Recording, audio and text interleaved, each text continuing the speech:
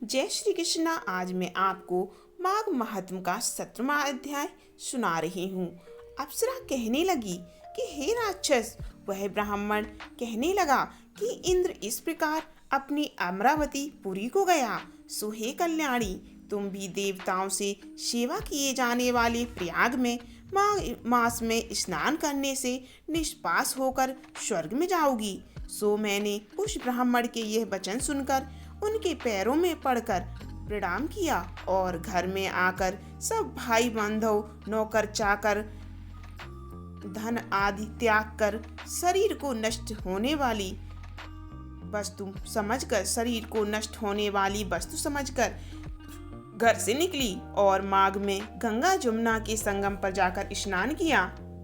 सो हे निशाचर, 3 दिन के स्नान में मेरे सब पाप नष्ट हो गए और 27 दिन के पुण्य से मैं देवता हो गई और पार्वती जी की सखी होकर सुख से निवास करती हूँ। इसीलिए मैं प्रयाग के महात्म को याद करके सब देवताओं के सहित माघ में प्रयाग स्नान करती हूँ। सो मैंने अपना यह सब वृत्तांत तुमसे कहा।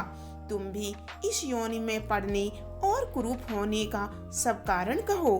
तुम्हारी दाढ़ी और मूछें बहुत बड़ी बड़ी हो गई हैं और पार्वती जी की गुफा में वास करते हो। निशाचर कहने लगा कि हे भद्रे, सज्जनों से गुप्त बात कहने में कोई हानि नहीं होती। मुझको अब कोई संशय नहीं रहा कि मेरा उद्धार तुमसे ही होगा। सो मैं अपना सब वृत्तांत तुमसे कहता हूँ।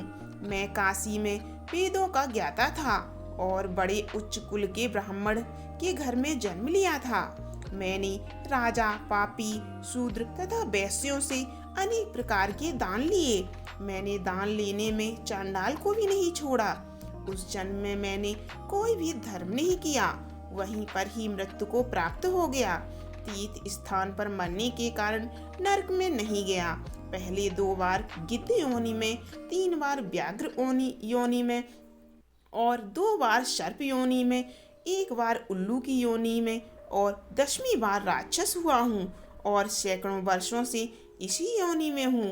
इस स्थान को 3 योजन तक मैंने जंतुहीन कर दिया है।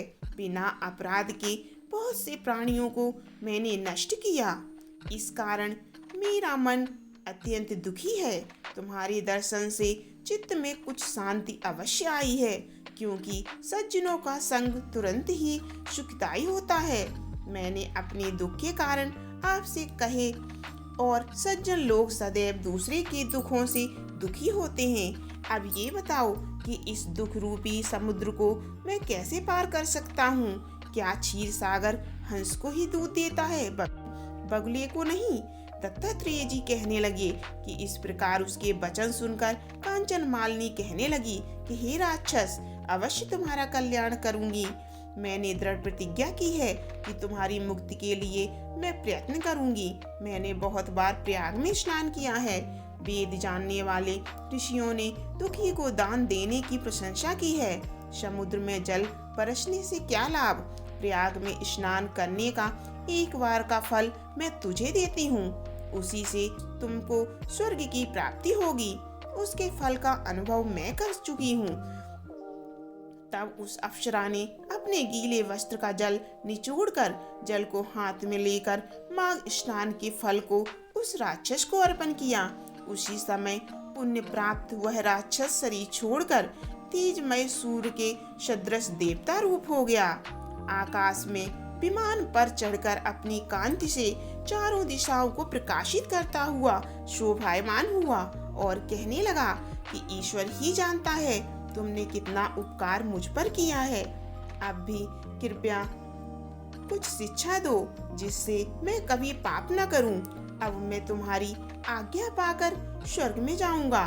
तब कांचन मालिनी ने कहा कि सदैव धर्म की सेवा करो, काम रूपी शत्रु को जीतो, दूसरे के गुण तथा दोषों का वर्णन मत करो, शिव और वासुदेव का पूजन करो, इस देह का मोह मत करो, पत्नी, पुत्र, धन आदि की ममता को त्याग दो, सत्य बोलो, वैराग्य भाव धारण कर योगी बनो।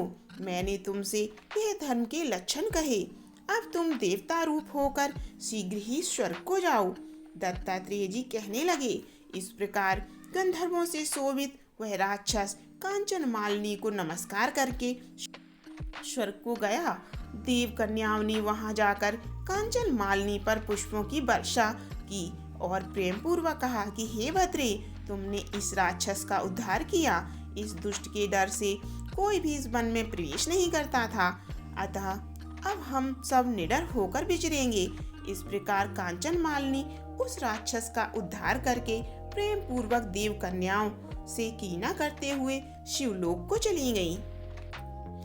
आज का अध्याय यही समाप्त होता है।